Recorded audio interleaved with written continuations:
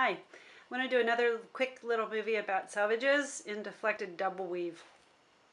And this is the method that Madelyn describes. The method that I described in that other little movie is this method where where you don't weave both wefts all the way to the selvage edge. You have two selvedges essentially, the selvage for the lime and the selvage for the blue. In Madelyn's method, both wefts weave all the way to the selvage edge, and because this structure has plain weave float, you can see that this blue weft there's a float block here that comes to the selvage edge, and so there's nothing really for that to catch onto. So in this method, you have to use a floating selvage because you need something for this float block to latch onto when it weaves across this block.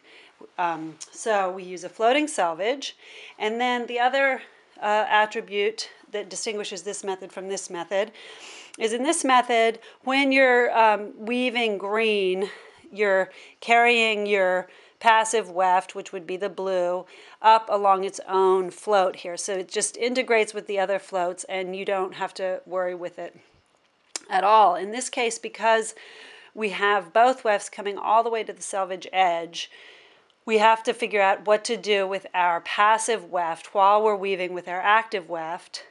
And Madelyn has worked out a system where you attach one shuttle to the castle of your loom, and that's the passive weft, while you're weaving with the active weft, and that allows you to have a nice, neat selvage even though you're carrying one of the wefts. And let me just sit down here and show you a little bit about how it's done. All right, so here is my passive weft, and I'm weaving with my active weft. And so what I'm going to do is I'm going to go over with my floating selvages, and I'm going to catch my passive weft when I weave my active. So I'm going under the floating selvage, catching my passive weft, and just snugging it right up to the selvage there so that it's carried and secure and you don't have to worry about it. And this makes it very easy. Okay, and then when I switch, what I'm going to do is I'm going to hang my green shuttle on the castle of the loom, and I'm going to start weaving with my blue. And as you can see, this is where the floats come in, and how you can see that if I tried to just weave, there would be nothing for this blue to catch onto until I got into block B. So that's where the floating selvage comes in. So I go under my floating selvage, I catch that passive weft, I come over, and you have to be fairly careful with your tension because, of course, when you're catching this, your whole weft is just being anchored by the floating selvage and your passive weft. So sometimes you want to just kind of hold some tension on your passive weft, and that helps you get a nice, neat edge there. And then you come in,